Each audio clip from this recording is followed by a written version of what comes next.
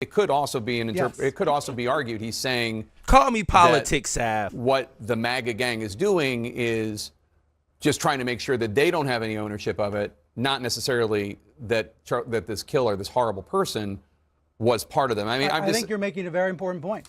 Yeah, You're making a very important point. And let's take it a little bit step further. This was all on Monday night. Nobody seemed to notice this yesterday, Jake. This all erupted in the past few hours when the Trump-aligned FCC chairman decided to point at it. Now, I've heard from him in the past few minutes, Brendan Carr, thanking Nexstar for doing the right thing by yanking the show. He has not yet commented on ABC yanking the show altogether across the entire country. But let's remember that when Stephen Colbert's show was canceled over the summer, what did President Trump say? He said, next up will be an even less talented Jimmy Kimmel. It is clear that pro-Trump allies have been trying to target ABC over Kimmel for several weeks now, and tonight they've prevailed. Yeah, Brian Stelter, thanks so much for that breaking news. Let's go right to the panel. And let me first start by showing, I wondered what was going on earlier today when I saw this pop up on Twitter. This is the FCC chairman, Brendan Carr, on a far-right podcast talking about I was about to pull this what clip Kimmel's up, comments were. Let's roll that tape.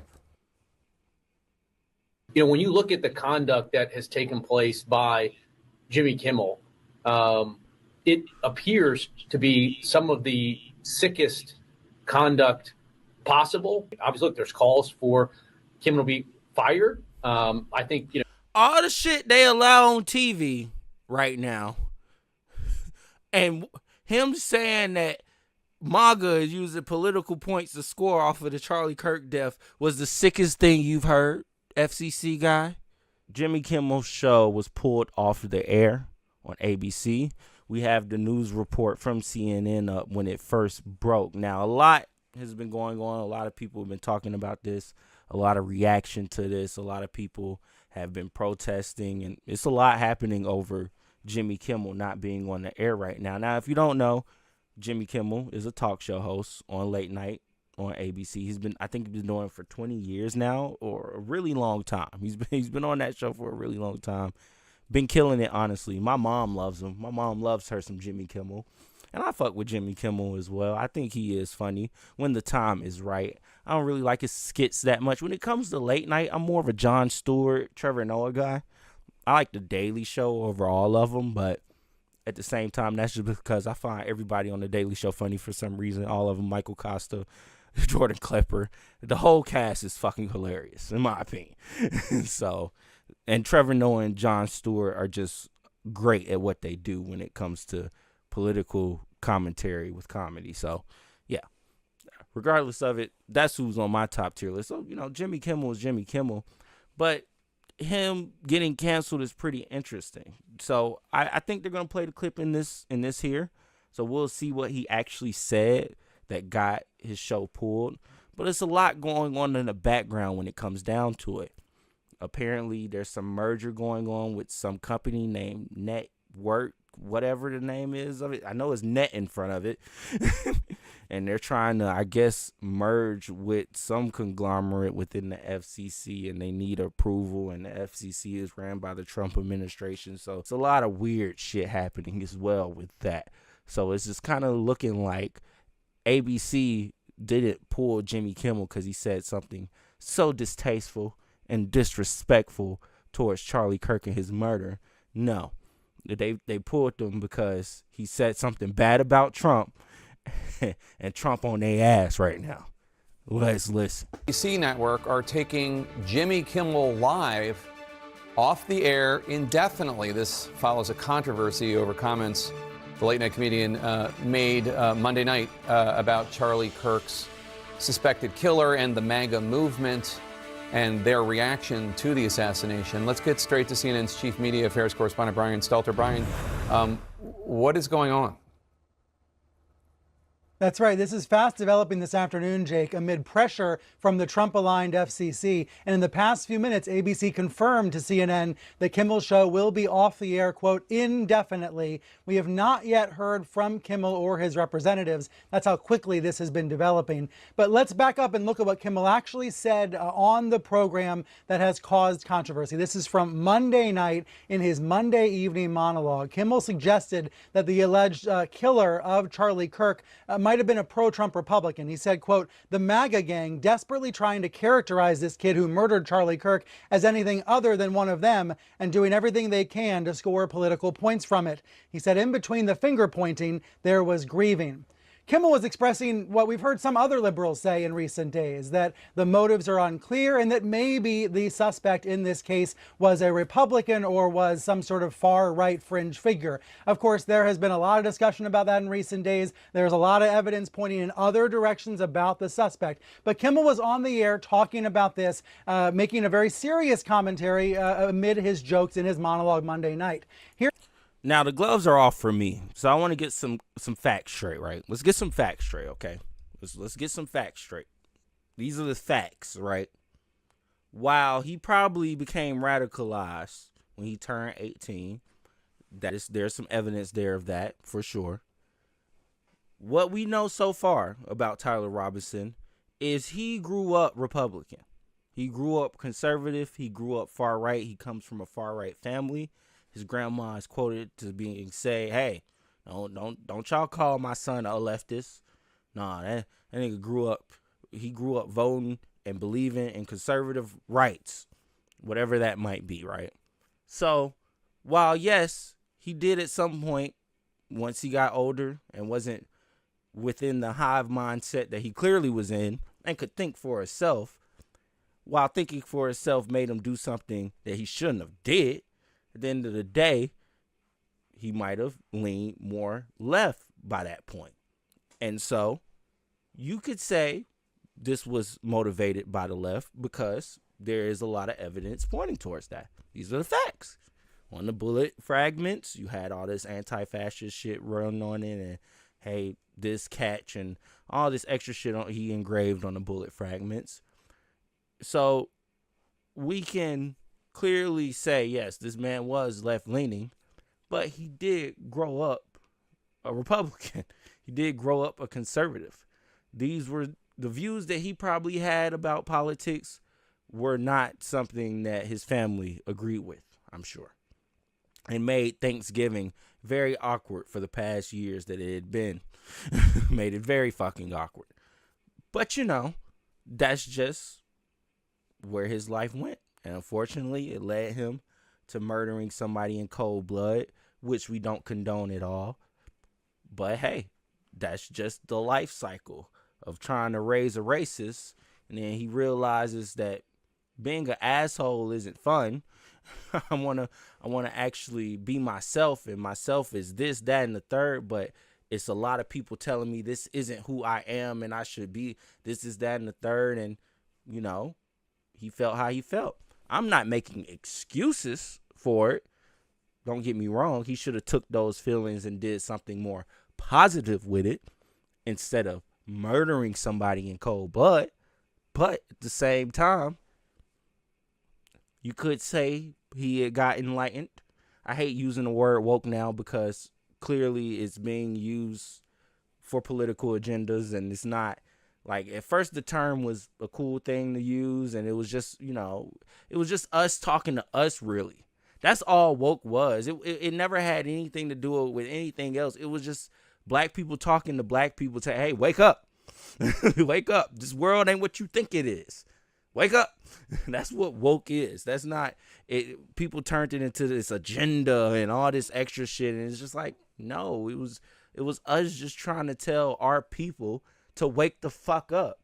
Because, yeah, a lot of them are asleep, knocked out.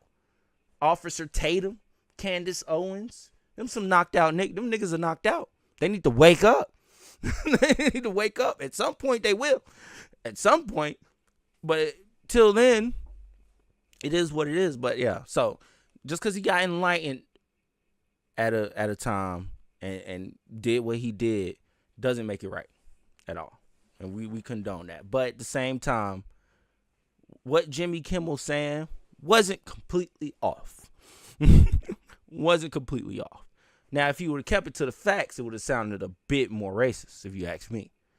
Because, see, what the facts are is MAGA was trying to use the death of Charlie Kirk to score political points. And that's basically what he said. But the facts of the matter is, outside of that, This was a white man that killed the white man. This was some white on white violence. That is a fact. Fuck where he was left or right. That nigga was still white. Period. Point blank. In the story. This is some white on white violence. That's what we need to be focused on. Fuck all this left, right, and in between bullshit. This nigga was white.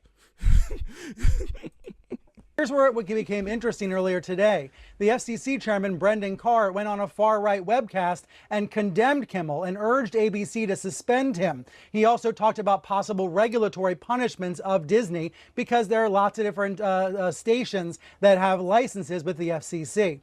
Within the past hour, we've heard from a big owner of stations that have affiliations with ABC, a company called Nexstar, saying that they were going to suspend Kimmel's show on their station. So in other words, about 24 stations were refusing to air Kimmel's show tonight as a result of this controversy. And then following word that some of those stations were basically revolting against Kimmel, Disney, the parent company of ABC, decided to yank the show entirely. So that's all we know at the moment. We know that Kimmel will not be on the air tonight or for the foreseeable future because the network says the show has been yanked off the air indefinitely. Brian, just to take one issue, your interpretation of what Kimmel said, I think, is the one that Brendan Carr had and the one that the individuals at Nexstar have. But what he said specifically was, quote, "The MAGA gang is desperately trying to characterize this kid who murdered Charlie Kirk as anything other than one of them and doing everything they can to score political points from it." That can be read in several ways. That could be heard in several ways. It could be heard in several ways. And while CNN is left-leaning, so look, I like to be balanced over here. I'll go to Fox as well. Don't get me wrong. I'll be objective. We'll hear what both sides are saying. When we get to the Fox portion of it, I might call bullshit, but I like to listen to both sides. What can I say? But either way, when it comes down to it, at the end of the day, if Jimmy Kimmel was up there acting like Charleston White, then we'd have a fucking problem. I'd be with it. I'd be like, no. You can't be up there talking like him. Bro, I'm going to be honest with you. I am scarred from when it comes to Charleston White now. I never want to meet that nigga a day in my life. Why? Because I've seen his dick. Don't sit here and go, hey, yo, pause and all this. Hey, I didn't ask to see it. I didn't want to see it. I was doing research. I was watching him live talk about Charlie Kirk. I'm like, okay, let's see if we can get some content. I'm looking for content. I'm just doing my fucking job. My second job. I'm doing my second job at this point, trying to find some content. And you know what this nigga Charleston White chooses to do? He goes, oh yeah, I'm live on Twitter. Fuck it. He puts his dick on the screen. I'm like, oh shit. I cut it off. I'm like, what the fuck, Charleston White? I didn't want to see that shit. I don't want to see that. What are we doing? What the fuck? But that's what he's on right now. He's like, white people can suck my dick. He put it on the screen. He's like, Charlie Kirk fast can suck my dick. He put it on the screen. That's what Charleston White is on right now. If somebody was on TV acting that irate, yes, gone. They need to be gone. Fuck all that. That was very disrespectful and rude. We can't have it. Get him the fuck up out of here. But all Jimmy Kimmel did, all he said was these niggas was using the death of Charlie Kirk for political points. And that's exactly what the fuck has been going on. That's exactly what's been going on. I believe that all of this hoopla has happened because he was really attacking Trump and how Trump was treating it and reacting to it. Like, as soon as he says what he says, he cuts to a clip of Trump talking about some fucking furniture when he was asked about the death of Charlie Kirk.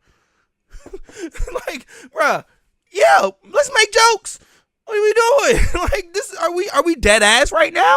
We serious? He literally he could have reflected on how he's been feeling about the death of Charlie Kirk. He want to talk about some old ass ballroom equipment they put in the White House. Trump, nobody give a fuck about that shit, man. Nobody cares. Are you okay? You making it seem like Charlie Kirk was your nigga? Are you good? Are you good? No, it doesn't matter to him. I'm starting to agree with a lot of people's thought process when it comes down to it. Trump didn't care about Charlie Kirk. He didn't give two shits. He's just right now using him to push whatever agenda he feels like pushing. And that's silencing people in the media that don't agree with him. It could also be Yes. it could also be argued he's saying Call me politics, Sav. what the MAGA gang is doing is just trying to make sure that they don't have any ownership of it, not necessarily that this killer, this horrible person, was part of them. I mean, I think you're making a very important point. Yeah, You're making a very important point. And let's take it a little bit step further. This was all on Monday night. Nobody seemed to notice this yesterday, Jake. This all erupted in the past few hours when the Trump-aligned FCC chairman decided to point at it. Now, I've heard from him in the past few minutes, Brendan Carr, thanking Nexstar for doing the right thing by yanking the show. He has not yet commented on ABC yanking the show altogether across the entire country. But let's remember that when Stephen Colbert's show was canceled over the summer, what did President Trump say? He said, next up will be an even less talented Jimmy Kimmel. It is clear that pro-Trump allies have been trying to target ABC over Kimmel for several weeks now, and tonight they've prevailed. Yeah, Brian Stelter, thanks so much for that breaking news. Let's go right to the panel. And let me first start by showing, I wondered what was going on earlier today when I saw this pop up on Twitter. This is the FCC chairman, Brendan Carr, on a far-right podcast talking about I was about to pull this what clip Kimmel's up, but I'll comments let were. them play it. Let's roll that tape. You know, when you look at the conduct that has taken place by Jimmy Kimmel, it appears to be some of the sickest conduct possible. Obviously, look, there's calls for Kimmel to be fired. I think, you know, All the shit they allow on TV right now, and him saying that MAGA is using political points to score off of the Charlie Kirk death was the sickest thing you've heard, FCC guy? Conservative activist Charlie Kirk. We hit some new lows over the weekend with the MAGA gang desperately trying to characterize this kid who murdered Charlie Kirk as anything other than one of them and doing everything they can to score political points from it. So those comments. That's what the fuck he said. And I swear, I watched the clip. I watched it in full. I was like, okay, does he keep going after when he say what he say? No, he go to a skit. He go to a skit about something completely different. When I went on his O'Reilly's program still when I funny was at Fox in his News, old ass age. I had a good rapport with him. We had a lot of laughs. He was a gentleman. He'd come back before the show. He'd kid me, I'd kid him. I saw him at the Emmys, same thing. But then when Trump got power, he changed. Mr. Kimmel changed into more of a bitter comedian, and I noticed it. I admire Jimmy Kimmel because of the travails of his young son, which he doesn't publicize much, but he is a hero dad. So when I saw this today, I was sad. I didn't celebrate it like some people did. I don't like people losing their jobs. But what Kimmel did is inexplicable to me. And maybe he'll come on your show and explain it to you or my show, the No Spin News. He had to know Always promoting. on Monday White man, in always his them white dialogue men, how always raw promoting. the country was over this assassination of Charlie Kirk. He had to know that. And to use his monologue, which is usually comedic, to mislead the entire country by implying that MAGA, Trump supporters, were really behind the murder. To do that, I'm saying you have a battery of writers, you have a producer on your program. Did no one red flag you on this? Did no one say anything about this? This isn't about censorship, all right? This is Honestly, and if I can be honest with you, I don't even think he wrote the joke. What if he didn't even write that joke? And what if the writer's room thought, yeah, that's not disrespectful towards Charlie Kirk. If anything, we're dissing Trump like we usually do every fucking day here. Every day we're dissing Trump. All of a sudden, today's the day we just can't do it. Today's the day. It's about responsibility. And as you pointed out correctly, every corporation has a responsibility to make sure the product it is selling is an honest product. And we're going to stop Bill O'Reilly here because I don't even think Chris Cuomo say anything. But look, at the end of the day, when it comes down to it, I get the business aspect of all of this, right? Because from a business perspective, you're looking at basically 50% of the world feels how Trump feels about this whole Charlie Kirk situation. A majority of America because white people are still the majority. Remember that. And it's only a few white people that are allies. That's a small percentage. There's a very small percentage of white people that are allies. Don't get me wrong, they're out there, but it's a very small percentage. White people, at least these country-bred, racist-ass motherfuckers, are still the majority. They're still the majority. they still basically, and that's what kind of peeves me about all of this, right? Every time I'm listening to these niggas, right, these white people, and I'm listening to them, every time they make it seem like they're the ones being attacked. It's like they're attacking our rights. They're attacking our freedoms to do and say what we want to do. And it's like, my nigga, white people still control this country. As you can fucking tell. As soon as a white man said something that other white people didn't like, higher up white people at that, they got him the fuck up out of there. If Jimmy Kimmel would have said something a little edgy towards another group or another group of people, you think they've been quick to get him the fuck up out of there? No, it'd been some thought. It'd been some, we need the context. It'd been some investigations. You know the bullshit they do to try to delay what they should be doing. That's what it would be. He said it on Monday. The show was pulled on Wednesday. I've never seen white people act that fast when somebody's spewing hate speech towards us. And when I say us, I mean niggas. When somebody's spewing hate speech towards another race, I've never seen them act this quickly and this abruptly. Unless the bottom line was going to be hindered from what was going on. That's the only time they said, okay, it's time, we need to do something about this. When their bottom line is going to get fucked, they're like, okay, we need to make some changes, do some things. Once they realize that you could do what you want to do and say what you want to say, even if it's hateful, and your bottom line really won't get affected because it's people out there that feel how you feel, and they'll support you in feeling the bullshit that you feel. They stop. They didn't care anymore, and now it's just full frontal. So I'm like, and that's why, I'm an objective type of person when it comes to humanity and our rights and who we are. I just feel like we all bleed the same blood, so we should all be able to live this. Nobody should have any privileges in this world. Everybody should be able to live life how it was planned out for them to live it.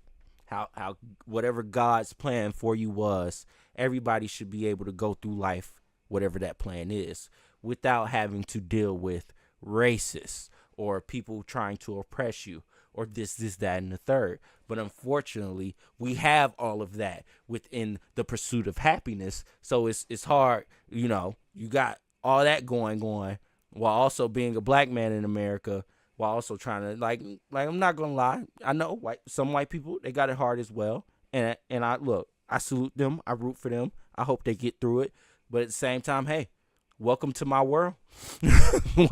Welcome to my fucking world. Grind out of the mud in the gutter every single fucking day. That's what it's like to be a black man in America, at least in this country. So that's why it's hard for me to have any empathy for at least white privileged motherfuckers, at least people with the privilege that they walk around with. I just, because I was never granted that privilege, so I can't see where you're coming from. I'm sorry. For me, it's a fight. It's a fight to get people to like me. It's a fight to get people to watch me. It's a fight for me, for whatever reasons, but it's a fight. For a lot of other people, they get handed everything they wanted on a silver platter. It's hard for me to empathize with that. I'm sorry, but that's the white privilege conversation. That's a whole different conversation that we honestly aren't trying to get into at the moment. But still, either way. Moving on from this, that's all I'm saying.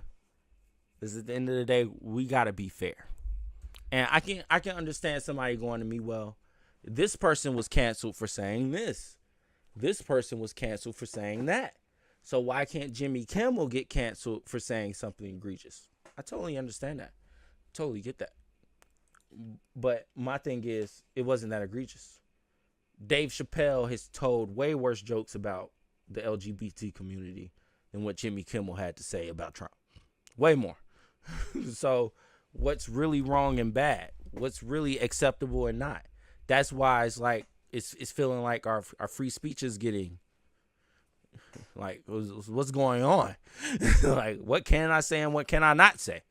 What's okay and what's not? As long as I'm being positive about Trump, am I good?